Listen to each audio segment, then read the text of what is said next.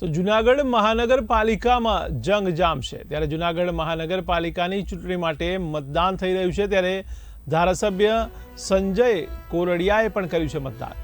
ત્યારે ઝાંઝરડા રોડ યમુનાવાડી મતદાન મથક પર પરિવાર સાથે મતદાન કર્યું હતું। ત્યારે સંજય કોરડિયાએ ભાજપની જીતનો વિશ્વાસ વ્યક્ત કર્યો છે। ત્યારે ભાજપ 56 બેઠકો સાથે ભવ્ય વિજય મેળવશે તેવો તેમણે વિશ્વાસ વ્યક્ત કર્યો છે। તો મહત્વના સમાચાર કહી શકાય જૂનાગઢથી। ત્યારે જૂનાગઢ મહાનગરપાલિકાનો હાલ જંગ જામ્યો છે। ત્યારે જૂનાગઢ મહાનગરપાલિકાની ચૂંટણી માટે મતદાન થઈ રહ્યું છે।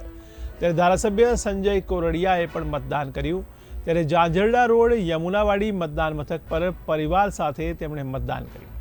તો સંજય કોરડિયાએ ભાજપની જીતનો વિશ્વાસ વ્યક્ત કર્યો છે।